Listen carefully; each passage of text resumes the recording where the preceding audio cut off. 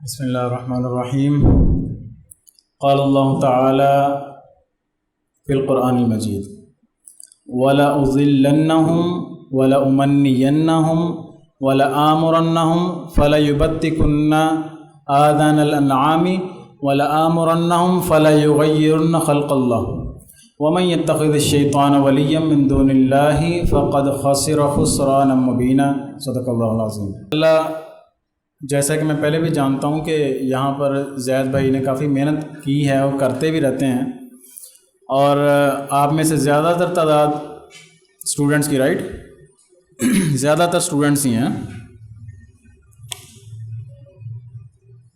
قرآن مجید اللہ رب العزت کی پاک کلام ہے، جس میں نہ صرف مسلمانوں کے لیے بلکہ تمام انسانیت اور غیر مسلموں کے لیے بھی رہنمائی موجود ہے۔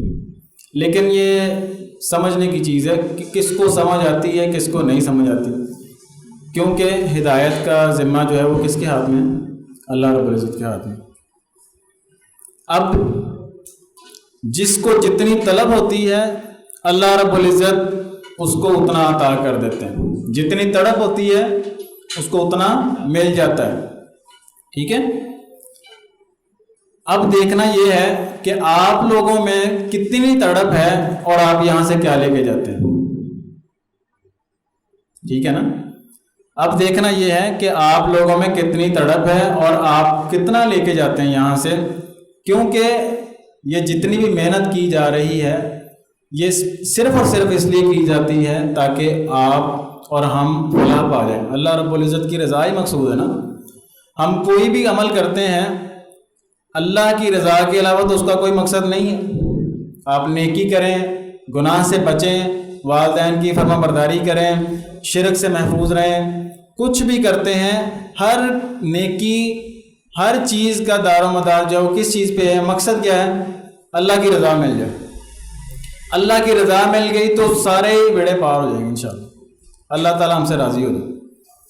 قرآن مجید میں اللہ رب العزت ارشاد فرماتے ہیں وَلَأُضِلَّنَّهُمْ وَلَآمُرَنَّهُمْ وَلَأُمَنِّيَنَّهُمْ وَلَآمُرَنَّهُمْ فَلَيُبَتِّكُنَّ آذَانَ الْأَنْعَامِ۔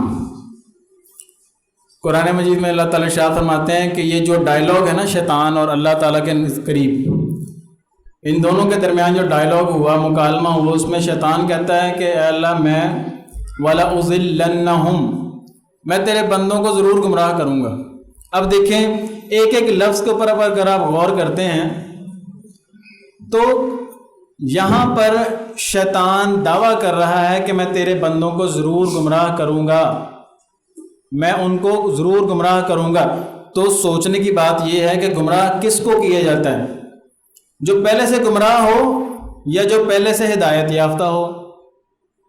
ظاہر ہے کہ جو پہلے سے ہدایت یافتہ ہے، جو اللہ کا بندہ، اسی کو گمراہ کرنے کی وہ ٹھانی ہوئی ہے نا اس نے۔ جو پہلے سے گمراہ ہے اس کو کیوں گمراہ کرنا ہے؟ سمجھ رہے ہیں؟ ایک بندہ پہلے سے ہی نماز، روزہ، حج، زکوٰۃ کا منکر ہے، نہیں ادا کرتا، تو اس کو کہنا بھی کیوں ہے کہ بھئی تو نہ پڑھ، تو پہلے نہیں پڑھتا۔ اسی طرح بازار میں ایک بندہ پہلے سے گالی گلوچ کرتا ہے، لڑائی جھگڑا کرتا ہے، تو اس کو اس چیز کی دعوت دینے کی کیا ضرورت ہے؟ دعوت تو اس کو دیں گے نا۔ شیطان دعوت اسی کو دے گا جو کہ نمازی پرہیزی ہے، زکوٰۃ ادا کرتا ہے، حج ادا کرتا ہے، اپنی ذات پر، اپنے ارد گرد کے لوگوں پر اللہ کا حکم نافذ کرنے کی کوشش کرتا ہے۔ شیطان نے تو اسی کے پیچھے پڑنا ہے نا۔ اب شیطان نے یہ ٹھانی ہوئی ہے کہ اب یہاں پر جتنے لوگ ہیں وَلَأُضِلَّنَّهُمْ ان سب کو میں گمراہ کروں گا۔ اب آپ کے اوپر ہے کہ اللہ رب العزت سے آپ اس کے ساتھ مقابلہ کرتے ہیں، اس کے ساتھ مقابلے کی دعا مانگتے ہیں، یا آپ اپنے ہاتھ کھڑے کر دیتے ہیں کہ جی ہمارے اندر پاور نہیں ہے، تو جیسے کہے گا ہم مان لیں گے۔ ہم ایسے ہی کرتے ہیں نا اب تک۔ جو ہمارے دماغ میں شیطانی وسوسے آتے ہیں، جو کچھ شیطان ہمیں کہتا ہے، مثال کے طور پہ کہتا ہے جی اب 14 اگست آنے والی ہے تو جناب موٹر سائیکل کے سلنڈر اتروا دیں، جھنڈیاں لگا دیں، پٹاخے چلائیں، لوگوں کو ہمسایوں کو تنگ کریں، ٹھیک ہے، بازاروں میں نکل کے لڑکیوں کو تنگ کریں، پریشان کریں. یہ شیطان کہتا ہے. اگر ہمارا ایمان کمزور ہے اور ہمیں ان چیزوں کا اندازہ نہیں ہے کہ ہم کیا کرنے جا رہے ہیں اور ان چیزوں کے نقصانات کیا ہیں، تو ہم اس کے پیچھے لگ جائیں گے. لیکن اگر ہمیں اس چیز کا ذرا سا بھی اندازہ ہو جائے کہ یہ سارے جو وسوسے آ رہے ہیں یا یہ خیالات آ رہے ہیں یہ کس کی طرف سے آ رہے ہیں، اور یہ ہمیں کب پتہ چلے گا؟ جب ہم قرآن اور سنت کو سمجھتے ہوں گے، پڑھتے ہوں گے اور پڑھاتے ہوں گے، یا سنتے تو ہوں گے کم از کم. جب ہم نے قرآن کھولنا ہی نہیں، حدیث پڑھنی نہیں، سننی نہیں، تو ان چیزوں کا کیسے پتہ چلے گا؟ سمجھ رہے بات؟ اگر ہم قرآن کو، حدیث کو اپنے ہر دنیا کے زندگی کے تمام معاملات میں اپنا رہنما سمجھیں گے تو ہمیں رہنمائی ملے گی. اگر اس کے ساتھ تعلق نہیں بنائیں گے تو ہمیں یہ اندازہ بھی نہیں ہوگا کہ ہمارے ساتھ کون ہاتھ کر رہا ہے، ہمیں کون برائی کی ترغیب دے رہا ہے، ہمیں کون برائی پہ لگا رہا ہے، ہم کون کون سی برائیاں کر رہے ہیں، ہمیں تو یہی نہیں پتہ چلنا. مثال کے طور پہ رسول اللہ صلی اللہ علیہ وسلم نے ارشاد فرمایا کہ تم میں سے اگر کوئی تمہارے گھر میں کوئی بندہ جھانکتا ہے تو اس کے آنکھ میں پتھر مار کے اس کی آنکھ نکال دو، تم پہ کوئی گناہ نہیں. ہم اس چیز کو گناہ سمجھتے ہی نہیں ہے کہ کسی کے گھر میں جھانکنا گناہ بھی ہو سکتا ہے، نہیں سمجھتے نا. ہم اس چیز کو برا نہیں سمجھتے، بلکہ ہم تو تاڑ لگاتے ہیں نا، کھڑکیوں سے، چھتوں سے، بڑی دور دور تک. نہ دوربین کی ضرورت، نہ دور کی آنے کی ضرورت. ایسے ہوتا ہے نا. تو یہ ہم ان چیزوں کو برائی نہیں سمجھتے، حالانکہ معاشرتی برائیاں ہیں جن کی وجہ سے بڑے بڑے نقصانات ہوتے ہیں. مثال کے طور پہ میں آپ کو تھوڑا سا سینیریو سمجھاتا ہوں. کسی بندے نے کسی کے گھر میں جھانکا، اب اس نے حدیث پڑھی تھی، اس نے عمل کر لیا، تو پتھر مار دیا یا کوئی چیز مار دی، اس کو چوٹ لگ گئی. اب اس کے مقابلے میں کیا ہوگا؟ صلح تو نہیں ہوگی نا، لڑائی ہوگی. جب لڑائی ہوگی تو پھر معاملات بڑھیں گے، قتل و غارت تک بات پہنچے گی. معاملہ کتنا ہے کہ صرف اس کے ذہن میں آیا کہ میں دیکھوں تو صحیح کہ وہاں پہ کیا ہو رہا ہے. سمجھ رہے بات؟ صرف یہاں سے کام شروع ہوا ہے. شیطان نے صرف آپ کو اتنا کہا ہے کہ وہاں پر دیکھو تو صحیح کیا ہو رہا ہے. تو یہ چیزیں سمجھنے کی ہیں، سوچنے کی ہیں. ہم ان چیزوں کو برائی نہیں سمجھتے، گناہ ہی نہیں سمجھتے. حالانکہ شیطان نے اللہ تعالیٰ سے آپ کے لیے کھلا چیلنج کیا ہوا ہے کہ میں نے ان لوگوں کو نہیں چھوڑنا، کیونکہ تو نے مجھے مردود قرار دی ہے تو میں بھی اب ان کو نہیں چھوڑوں گا. اب ہمیں اس کے ہتھ کنڈوں کو سمجھنا ہے اگر اللہ رب العزت کی رضا حاصل کرنی ہے اور شیطان کے ہتھ کنڈوں سے بچنا ہے. پھر آگے شیطان کیا کہتا ہے؟ وَلَأُمَنِّيَنَّهُمْ، میں ان کو امیدیں دلاؤں گا، میں ان کو آرزویں دلاؤں گا. کس چیز کی؟ یعنی وہ کوئی بات نہیں، نماز پڑھ لیں گے، بوڑھے ہو کے نماز پڑھ لیں گے، ابھی کوئی ضرورت نہیں، ابھی تو میں جوان ہوں، نہ بھی پڑھوں تو خیر ہے. اچھا چلو کوئی بات نہیں ہے، فلاں دربار پہ جا کے مانگ لیتے ہیں، مل جائے گا، کوئی مسئلہ نہیں. ہمارے بڑے بھی تو مانگتے رہے، کرتا ہے نا ہم لوگ. یہ ساری باتیں آتی ہیں نا ذہن میں. اچھا پھر ایمان تو دل میں ہونا چاہیے، اس کے لیے نماز روزے کی کیا ضرورت ہے؟ سوچنے کی بات ہے نا. یہ ساری چیزیں ذہن میں آتی ہیں، خیالات آتے ہیں شیطان کی طرف سے کہ ایمان کا تعلق تو دل کے ساتھ ہے. اللہ نے تو ایمان کو دیکھنا، دل کو دیکھنا. نماز نہ بھی پڑھے، روزہ نہ بھی کرے، کیوں کرنا ہے؟ ضروری نہیں ہے.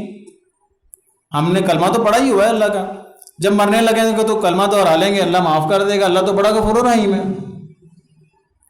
ایسے ہی بتایا جاتا نا کہ اللہ کا بڑا غفور رحیم ہے، جو مرضی کر لو. یہ اسی طرح ہی ہے جیسے کہ سمجھ لینا کہ جی فلاں پیر کی مریدی کر لو، وہ تمہیں یہاں سے گھٹنے سے پکڑ کے لے کے جنت میں لے جائے گا. یا کسی ایک بچے کو حافظ قرآن بنا دو، خود عمل کرنے کی ضرورت نہیں، وہ خود ہی آپ کو سب کو ساتھ جنت میں لے جائے گا. یہ کانسیپٹ ہے نا ہمارے معاشرے کے اندر. خود نہیں کچھ کرنا، خود ہم نے نیکی کی ترغیب نہیں لینی، نیکی کے اوپر عمل نہیں کرنا. لیکن ہم یہ کہتے ہیں کہ ہمارے بچے نیک ہوں، ہماری بیوی نیک ہو، ہماری بیٹیاں نیک ہوں، ہمارے علاوہ باقی سارے نیک ہوں، لیکن ہم نیکی کے اوپر عمل نہ کریں، باقی سارے لے جائیں گے ہمیں خیر ہے۔ پیر صاحب سے ہم نے بیعت کر لی ہے، ہم ماہانہ چندہ بھی دیتے ہیں، ہم جب بھی حاضری دیتے ہیں تب بھی چندہ دیتے ہیں، تو کوئی بات نہیں، پیر صاحب کو پتہ ہی ہے ہم خدمت کر ہی رہے ہیں۔ وہ خدمت کیوں کر رہے ہیں؟ ہم تو جنت میں وہ خدمت کر کے جنت میں درخت لگا رہے ہیں، ہم تو خدمت کر کے پیر صاحب کے جنت کے اندر محل تیار کروا رہے ہیں۔ حالانکہ قرآن مجید میں اللہ تعالیٰ فرماتے ہیں کہ یہ جو لوگ ہیں نا، جن کے اوپر لوگ امیدیں لگا کے بیٹھے ہوں گے کہ یہ ہمیں جنت میں لے جائے گا، تو قیامت کے دن بلا لیا جائے گا ان لوگوں کو، آ جاؤ۔ جب ان سے حساب کتاب لیا جائے گا نا، تو ان کو پوچھا جائے گا جی ہاں جی، تو آپ لوگوں نے کہنا جی ہمیں تو فلاں نے کہا تھا کہ ہماری مرید بن جاؤ، ہماری بیعت کر لو، ہمیں تمہیں جنت میں لے جائیں گے۔ اللہ تعالیٰ نے کہنا اچھا بلا لو، ان کو بھی بلا لیا ان کو۔ اب وہ کیا کہیں گے؟ اللہ تعالیٰ ہم نے کون سا ان کے ساتھ زبردستی کی تھی؟ ہمیں تو جس طرح شیطان نے کہا ہم نے ان کو کہہ دیا۔ اب شیطان آئے گا تو شیطان کہے گا کہ میں نے ان کو زبردستی تو نہیں کی تھی، میں نے تو صرف ذہن میں خیال ڈالا، وسوسہ ڈالا، انہوں نے چل کے کام شروع کر دیا۔ یہ تو چیلے بنے ہوئے تھے میرے، ان کو تو جس طرح میں کہتا تھا یہ اسی طرح لوگوں کو گائیڈ کرتے رہتے تھے۔ ٹھیک ہے، تو سمجھنے کی چیزیں یہ ہیں کہ شیطان کے ہتھ کنڈے کیا ہیں، ہم نے بچنا کیسے ہے ان سے، اور اللہ کی رضا حاصل کیسے کرنی ہے۔ آپ یقین کریں، یہ اس وقت آپ جس زمانے میں موجود ہیں، آپ کی چھوٹی سے چھوٹی حرکت اور چھوٹی سے چھوٹی بات کے اوپر بھی اللہ آپ کو نیکی عطا کرتا ہے۔ مثال کے طور پر آپ کے ذہن میں خیال آیا کہ میں جب یہاں سے اٹھوں گا تو میں اٹھنے سے پہلے اپنے ساتھ والے بھائی کو سلام کہوں گا۔ سلام کہنے سے نیکی ملتی ہے نا، 10 نیکیاں، 20 نیکیاں، 30 نیکیاں۔ آپ نے نیکی کی نیت کر لی،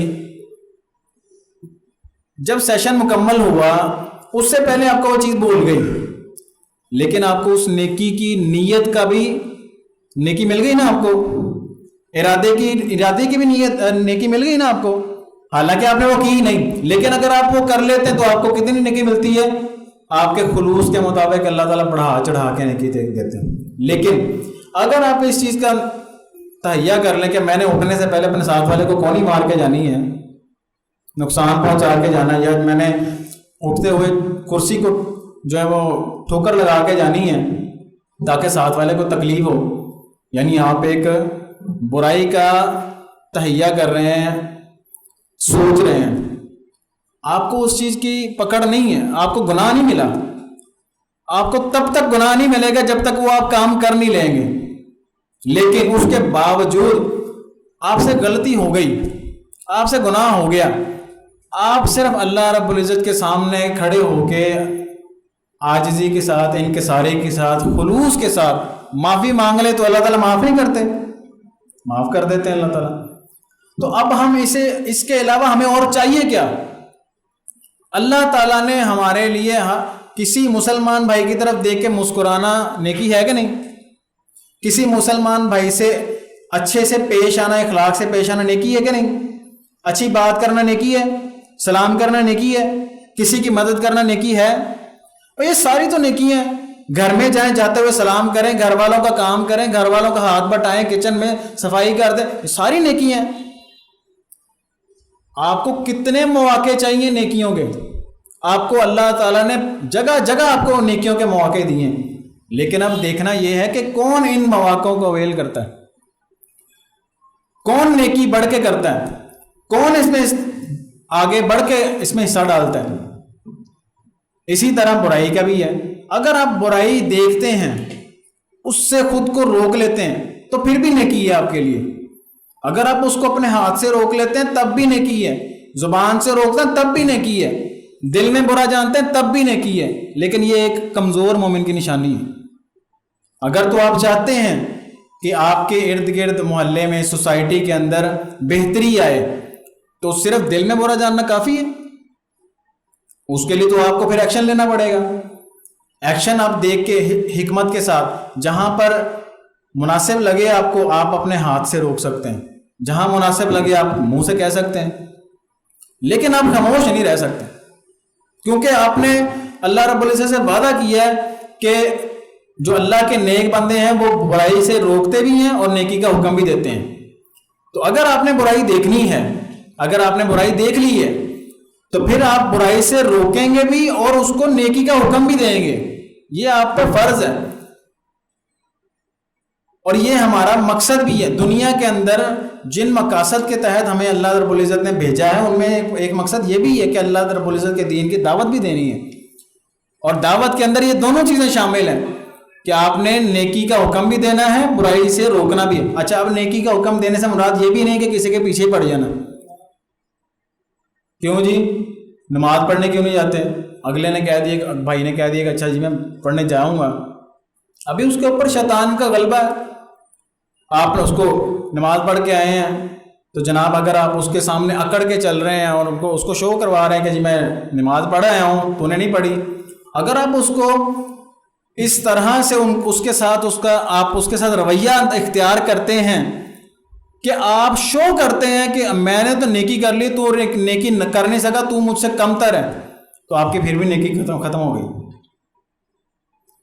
آپ میں تکبر آ گیا، آپ کی نیکی ختم ہے، پھر کوئی فائدہ نہیں ایسی نیکی کا۔ اسی طرح اگر آپ نے لوگوں کو سنانے کے لیے نیکی کی، لوگوں کو بتانے کے لیے نیکی کی، تب بھی کوئی نیکی نہیں ہے۔ نیکی وہی کرنی ہے جس کا آپ اور اللہ کے درمیان آپ کا معاہدہ ہے۔ آپ نے جو کام کیا ہے وہ آپ کے اللہ کا تو پتہ ہے نا، اللہ تو دیکھ ہی رہا ہے، اس کے لیے لوگوں کو بتانے کی کیا ضرورت ہے، اس کے لیے لوگوں کو دکھانے کی کیا ضرورت ہے؟ آپ نے اچھے کپڑے پہنے ہیں اور آپ کسی مسکین غریب کے پاس سے گزر رہے ہیں اور اس کو یہ شو کروا رہے ہیں کہ جی میں نے تو مایا لگائی ہے، کاٹن والا کپڑا پہنا ہوا ہے، تو گندے کپڑے پہنے، پھٹے کپڑے پہن کے پھر رہا ہے۔ اگر اس کو یہ محسوس بھی ہو گیا کہ آپ نے اس کو دکھانے کے لیے یہ عمل کیا ہے، تو پھر بھی آپ کی نیکی ختم، کوئی فائدہ نہیں ایسی نیکیوں کا۔ پھر اس سے بہتر ہے کہ نہ کریں، اس سے بہتر ہے کہ گندے کپڑے پہن لیں، پھٹے کپڑے پہن لیں۔ تو شیطان آپ کو، اس نے تو اللہ تعالیٰ سے یہ بھی عہد کیا ہوا کہ میں تو ان کے آگے سے آؤں گا، پیچھے سے آؤں گا، اوپر سے آؤں گا، نیچے سے آؤں گا، دائیں سے آؤں گا، بائیں سے آؤں گا، ہر جگہ سے اس نے حملہ کرنا ہے۔ آپ کہاں سے بچیں گے؟ آپ تبھی بچیں گے جب آپ قرآن اور سنت کے اوپر عمل کریں گے، اس کو سیکھیں گے، اس کو سمجھیں گے اور اس کو آگے پہنچانے کی کوشش کریں گے۔ پھر کیا کہتا ہے شیطان؟ وَلَآمُرَنَّهُمْ فَلَيُبَتِّكُنَّ آذَانَ الْأَنْعَامِ۔ زمانہ جاہلیت کے اندر، کفار کے اندر نا ایک رسم تھی کہ بتوں کی پوجا تو وہ کرتے تھے۔ آپ کو پتہ ہے کعبے کے اندر کتنے بت تھے جی؟ 360، ماشاءاللہ۔ اچھا 360 بت کعبے کے اندر تھے۔ آج کبھی ہم نے یہ سوچا کہ ہمارے اپنے اندر کتنے بت ہیں؟ آپ کہیں گے جی میری تو جیبیں خالی ہیں، بت تو کوئی نہیں رکھا ہم نے۔ لیکن خواہش کی پیروی کرنا یہ بھی بت پرستی ہے، اللہ رب العزت کی بات نہ ماننا یہ بھی بت پرستی ہے، یہ بھی شرک ہے۔ کیوں؟ آپ اپنی خواہشات کو اللہ رب العزت کے حکم سے بڑا سمجھ رہے ہیں، ایسا ہے کہ نہیں؟ اللہ تعالیٰ نے حکم دیا ہے کہ جب اذان ہونی ہے تو مسجد میں آ کے نماز ادا کرنی ہے، لیکن ہم کیا کہہ رہے ہیں؟ پڑھ لیں گے، خیر ہے۔ یعنی ہماری سوچ یہ ہے کہ اللہ کو ہم انتظار کروا لیں، خیر ہے، ایسے ہی ہے نا؟ اللہ تعالیٰ جب بھی نماز پڑھ لیں گے اللہ قبول کر لے گا، تو کیا اللہ تعالیٰ انتظار کرتے رہے آپ کا؟ جب اللہ تعالیٰ نے آپ کو ایک مقرر وقت دیا کہ میرے سے ملاقات کرنی ہے تو اس وقت مقررہ پر پہنچ جانا۔ جب آپ دنیا کے اندر کسی کے ساتھ میٹنگ کا ٹائم ہوتا ہے نا آپ کا، تو آپ کی کوشش ہوتی ہے کہ 5 سے 10 منٹ پہلے پہنچیں، اگر امپورٹنٹ میٹنگ ہے تو۔ مثال کے طور پہ جو نئے اسٹوڈنٹس ہیں نا، جب ان کو جاب کال آتی ہے، جاب کے لیے کال آتی ہے، تو ان کی کوشش کیا ہوتی ہے کہ جناب آدھا پونا گھنٹہ پہلے جا کے بیٹھے ہوں، تاکہ جب ہماری باری آئے تو ہم بالکل ذہنی طور پہ، جسمانی طور پہ، ہر لحاظ سے ریڈی ہوں ہر طرح کی سچویشن کو ہینڈل کرنے کے لیے۔ ایسے ہوتا کہ نہیں؟ لیکن افسوس اس بات کا ہے کہ اللہ رب العزت کی ملاقات کا ہمیں یقین ہی نہیں ہے، ہمیں اس چیز کا اندازہ ہی نہیں ہے کہ اللہ رب العزت کی طرف سے صدا آ چکی ہے اور ہم اپنے اپنے کاموں کے اندر مشغول ہیں, ہمیں کسی چیز کی پرواہ نہیں. بازار کھولے ہیں, مارکیٹیں اسی طرح چہل پہل ہو رہی ہے, اذان بھی ہو رہی ہے, لوگ مسجدوں میں جاتے ہوئے بھی ہم دیکھ رہے ہیں اپنی آنکھوں سے. ہوتا کہ نہیں ایسے؟ لوگوں کو مسجدوں کے اندر نماز پڑھنے کے لیے جاتے ہوئے ہم اپنی آنکھوں سے دیکھ کے بھی نہیں جاتے. کیا اس چیز کا سوال نہیں ہونا ہم سے کہ تمہیں میں نے صحت دی تھی, تمہیں مال دیا, تمہیں جان دی, تمہیں وقت دیا, اس کے باوجود تمہیں فراغت بھی دی, تمہارے پاس وقت تھا, تمہیں سمجھ عقل بھی تھی, تم پاگل نہیں تھے, حواس باختہ نہیں تھے, اس کے باوجود تم لوگوں کو دیکھتے تھے کہ وہ نیکی کے لیے جا رہے تھے, اللہ رب العزت کی ملاقات کے لیے جا رہے تھے, تو تم نے اتنا بھی گوارا نہیں کیا کہ تم تھوڑا سا وقت نکال لو. نماز کے لیے کتنا ٹائم چاہیے ہوتا ہے؟ 15 سے 20 منٹ زیادہ سے زیادہ, ورنہ کئی تو 1 منٹ میں بھی 4 رکعت پڑھ لیتے ہیں نا. دیکھا کہ 1 منٹ میں 4 رکعت پڑھنے والے بھی مسلمان ہیں, اس کا بھی کوئی فائدہ نہیں. تو لہذا سمجھنے کی بات یہ ہے کہ اللہ رب العزت کے احکام کو حکم ماننا یہ بھی اس کی عبادت ہے, یہ بھی ضروری ہے. پھر زمانہ جاہلیت کی بات کر رہے تھے, کفار بتوں کی پوجا کرنے کے لیے نا جانوروں کو مختلف ناموں کے ساتھ تقسیم کیا کرتے تھے. ٹھیک ہے, ان میں سے کچھ جانور ایسے ہوتے تھے کہ جن کو وہ بتوں کے لیے خاص کر لیتے تھے کہ بھئی ان جانوروں کا دودھ ہم نے نہیں استعمال کرنا, ان جانوروں کا دودھ ہم نے اپنے بتوں کے اوپر ان کے ساتھ ان کو نہلانا ہے, ان کے ساتھ ان کو شاور کرنا ہے. کچھ جانور ایسے ہوتے تھے کہ جن کے کان کاٹ دیے جاتے تھے کہ یہ ان جانوروں کی قربانی بتوں کے لیے کرنی ہے, ان کے اوپر سواری بھی نہیں کرنی, ان سے کوئی کام نہیں لینا. کچھ جانور وہ ہوتے تھے کہ ایک اونٹنی وہ ہوتی تھی کہ جس نے ایک اونٹنی دی اس نے دوسری اونٹنی دی, تو اب اس کو خاص کر لیا جاتا تھا کہ کیونکہ اب یہ اونٹنیاں پیدا کر رہی ہے تو لہٰذا یہ بھی بتوں کی خدمت کرے گی, اس کا دودھ بھی بتوں کے کام آئے گا, گوشت بھی ان کے کام آئے گا, نسل انہی سے بڑھے گی اور بتوں کے لیے خاص ہوگی. ایک اونٹ وہ ہوتا تھا کہ جس کی وجہ سے اونٹوں کی نسل میں فراوانی آتی تھی. تو یہ جو 4 کیٹیگریز ہوتی تھی قرآن پاک میں اللہ رب العزت نے ان کے نام بیان کیے ہیں مختلف, بحیرہ, صائبہ, وسیلہ اور حام. ٹھیک ہے, یہ جو 4 کیٹیگریز ہیں یہ ساری بتوں کے لیے خاص کی جاتی تھی. تو کیا آج ہم چڑھاوے نہیں چڑھاتے؟ کیا ہم نظر و نیاز نہیں ادا کرتے؟ ٹھیک ہے, مہنگائی ہے, ہم لوگ بکروں کی, گائے کی, اونٹنی کی نہیں کر سکتے, تو کیا ہم چاولوں کی دیگیں نہیں دیتے ہیں, حلیم کی دیگیں نہیں چلتی, نان چلتے ہیں نا, بھٹورے بھی چلتے ہیں, اب تو اللہ معاف کرے وہ حلوہ پوری بھی چلنے لگ گئی ہے درباروں پہ. تو یہ سارے کن مقاصد کے لیے ہیں؟ مثال یعنی کہ ایک بندہ فوت ہو چکا ہے, اس نے اپنے اعمال کا جو جزا یا سزا لینی ہے وہ تو اللہ کے ساتھ اس کا تعلق ہے. اب اس کے ان چیزوں کو جاننے کے باوجود ہم اس کی قبر کے اوپر جا کے دیگیں دینے کا مقصد کیا ہے؟ کیا کرنا, کیا مانگتے ہیں کہ وہ جو اللہ دے سکتا ہے وہ اور باقی کوئی نہیں دے سکتا, یا وہ دے سکتا ہے؟ ہم کس وجہ سے وہاں پر جاتے ہیں اور کیا مانگ لے کے جاتے ہیں؟ آگے سے کہتے ہیں جی کہ نہیں ہم تو ان کے لیے دعا کرنے جاتے ہیں, ہم ان سے مانگنے تو نہیں جاتے ہیں, کہتے ہیں نا ایسے. اور اللہ کے بندو, اگر ان سے نہیں مانگتے تو آپ ان کے لیے اگر دعا کرتے تو آپ تو گھر بیٹھ کے بھی ان کے لیے دعا کر سکتے ہیں. وہاں پر جا کے چڑھاوے چڑھانے کی, دعائیں مانگنے کی کیا ضرورت ہے؟ سمجھ رہے بات؟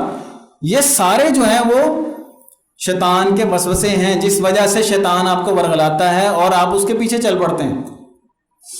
اللہ تعالیٰ کہتے ہیں فَلَا يُغَيِّرُنَّ خَلْقَ اللَّهِ, شیطان کہتا ہے کہ میں ان کو ضرور حکم دوں گا کہ یہ اللہ کی تخلیق میں تبدیلی کریں. اب دیکھیں اللہ کی تخلیق میں تبدیلی کرنا کیا ہے. اللہ کی تخلیق میں تبدیلی یہ ہے, ایک مومن بندہ کہتا ہے جی کہ میں اب تھوڑا سا زنانہ فیل کر رہا ہوں,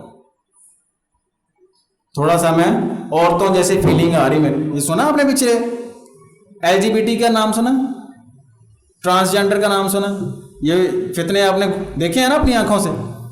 ایک مرد کہتا ہے داڑھی مونچھ والا کہ میں اب تھوڑا سا زنانہ فیل کر رہا ہوں اور وہ جاتا ہے نادرہ کے پاس، جا کے کہتا ہے جی میں اپنے آپ کو عورت ڈکلیئر کرتا ہوں، اور نادرہ بغیر کسی ویریفیکیشن کے، بغیر کسی ٹیسٹ کے، کسی میڈیکل ٹیسٹ کے، بغیر کسی میڈیکل بورڈ کے، بغیر کسی کیس کے، بغیر کسی ایف آئی آر کے، اس کو اس کے جینڈر کے اندر عورت لکھنے کا پابند ہے.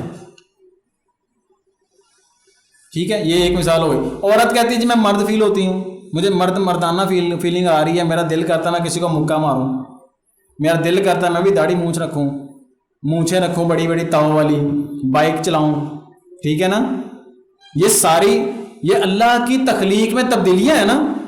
ایک مرد کہتا ہے جی میں کلین شیو رکھوں، مجھے ایسا میں لپسٹک بھی لگاؤں، میں نیل پالش بھی لگاؤں، میں اپنے آئی برو بھی بناؤں، دل کرتا ہے میرا. تو یہ کیا اللہ کی تخلیق میں تبدیلی نہیں؟ ایک بندہ کہتا ہے جی میرے گھر میں بیٹی پیدا ہو گئی تو مجھے وہ چاہیے نہیں. اللہ رب العزت نے آپ کو بیٹی دی ہے، بیٹی کی رحمت دی ہے، تو آپ اس کو اپنے گھر میں رکھنا نہیں چاہتے. آپ نے کئی ایسے کیسز اپنی آنکھوں سے دیکھے ہوں گے، سنے ہوں گے کہ وہ لوگ اپنی اولادوں کو کوڑے میں پھینک جاتے ہیں. یہ اللہ رب العزت کا خاص کرم ہے ہم سب پہ کہ ہم نے اپنے ماں باپ کے گھر میں پرورش پائی ہے، ورنہ بہت سارے ایسے جو آرفنیج یتیم خانے بھرے پڑے ہیں بچوں کے ساتھ. اب تو آپ کے پاکستان کے اندر اولڈ ہاؤس بھی بننا شروع ہو گئے ہیں. اور ماں باپ کو آپ اگر ان کا بوجھ نہیں اٹھا سکتے تو وہ اولڈ ہاؤس میں بھیج دیں، ان کا خرچہ وہ کر لیں گے، آپ ریلیکس لائف اپنی گزاریں، انجوائے کریں، چل کریں.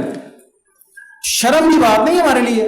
ایک مسلمان ملک کے اندر ہو کے مسلمان کا ماں باپ اولڈ ہاؤس میں رہے، اس کی زندگی کے اندر یہ ڈوب مرنے کا مقام ہے. کیا اللہ رب العزت نے یا نبی علیہ السلام کی سیرہ کے اندر کہیں ہمیں یہ موقع ملتا ہے؟ تو میرے بھائیوں یہ ساری سوچنے سمجھنے کی چیزیں ہیں. یہ ساری کی ساری باتیں وہ ہیں کہ جو ہم اپنے سوسائٹی کے اندر دیکھتے ہیں لیکن ہم ان چیزوں کو سیریس نہیں لیتے. تو ہمیں آج اس چیز کا عہد کرنا ہے، وعدہ کرنا ہے کہ ہم نے جو بھی برائی دیکھنی ہے ہم نے کوشش کرنی ہے، اپنی کوشش کرنی ہے. نتیجہ تو اللہ کے ہاتھ میں ہے نا، ہدایت تو اللہ کے ہاتھ میں ہے، نتیجہ اللہ کے ہاتھ میں. ہم سے ہماری کوشش کے بارے میں سوال کیا جائے گا. اگر ہم نے کوشش بھی نہ کی تو پھر ہمیں جزا یا سزا سے روک نہیں سکتا، بچا نہیں سکتا کوئی بھی، کیونکہ اللہ رب العزت کا یہ وعدہ ہے کہ اس دن کسی کی سفارش بھی کام نہیں آئے گی کسی کے لیے. اللہ رب العزت ہم سے دعا ہے کہ اللہ تعالی ہمیں اپنے دین کے لیے چن لے اور اپنے دین کی خدمت کرنے کی توفیق عطا فرمائے، اور شیطان کے ہتھ کنڈوں سے محفوظ رہنے کی اور لوگوں کو بچانے کی بھی توفیق عطا فرمائے. السلام علیکم ورحمۃ اللہ.